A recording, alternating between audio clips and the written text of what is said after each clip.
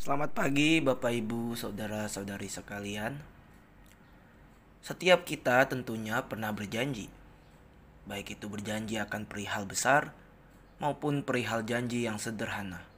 Yang pasti kita pernah berjanji dengan orang-orang yang ada di sekitar kita. Sebelum kita melanjutkan, mari kita membaca dari Bilangan 30 ayat yang pertama sampai yang kelima. Musa berkata kepada kepala-kepala suku Israel demikian, "Inilah yang diperintahkan Tuhan.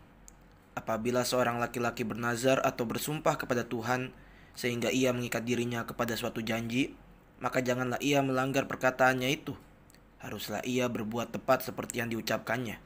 Tetapi apabila seorang perempuan bernazar kepada Tuhan dan mengikat dirinya kepada suatu janji di rumah ayahnya, yakni pada waktu ia masih gadis, dan ayahnya mendengar nazar dan janji yang mengikat diri anaknya itu, tetapi ayahnya tidak berkata apa-apa kepadanya, maka segala nazarnya itu akan tetap berlaku dan setiap janji mengikat dirinya akan tetap berlaku juga.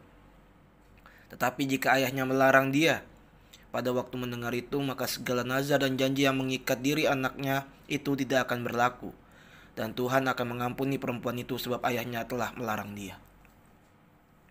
Bapak Ibu saudara-saudari sekalian, Bilangan 30 ini merupakan sebuah lanjutan dari Imamat 27 yang membahas mengenai membayar nazar. Jika nazar itu berupa korban persembahan, maka ada aturannya sendiri. Namun jika yang nazarkan itu adalah dirinya sendiri atau orang, maka bisa dibayar dengan uang yang telah diatur. Namun jika seseorang yang bernazar untuk menghususkan dirinya bagi Tuhan tetap ingin melakukan nazar tersebut bukan dengan cara membayar, maka orang tersebut disebut nazir. Dan ia harus melakukan segala sesuatu yang diaturkan untuk seorang nazir. Nah, bila kita melihat pada Bilangan 30 ini, kita akan bisa melihat fokus nazar seorang perempuan yang hidup di bawah kepala keluarga.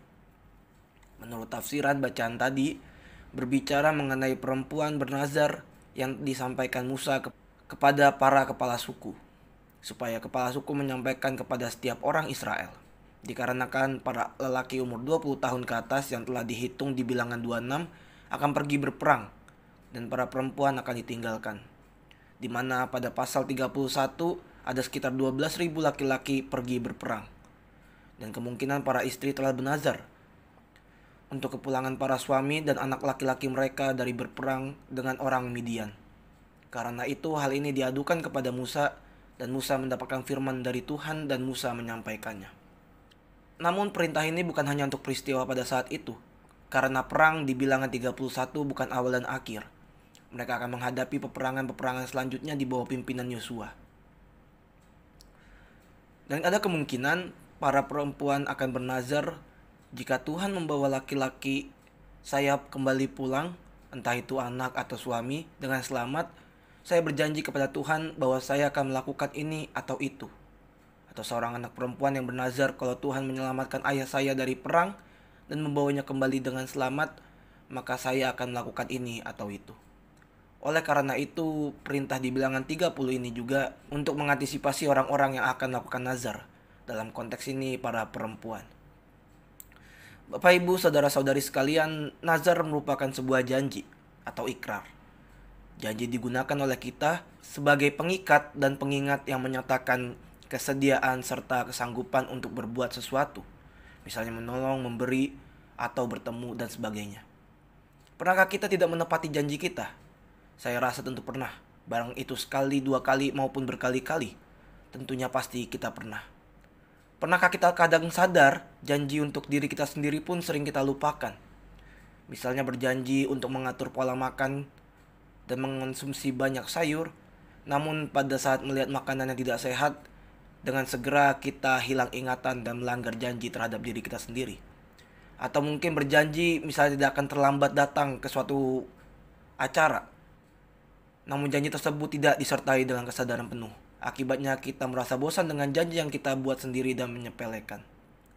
Tidak menepati janji menjadi bukti bahwa kita tidak tegas pada diri kita, atau dalam kata lain kita sering menyederhanakan hal-hal yang besar dan menanggapi janji yang kita buat tidak terlalu penting.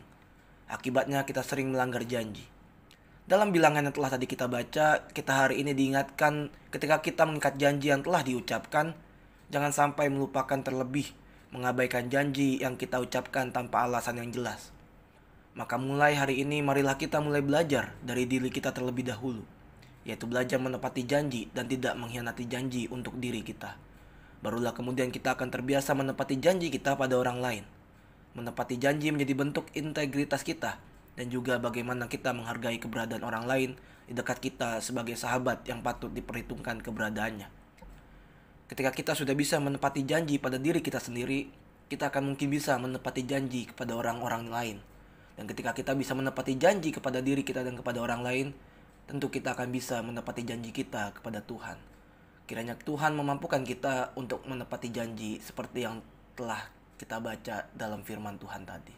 Selamat pagi, selamat menjalani hari. Tuhan Yesus menyertai. Amin.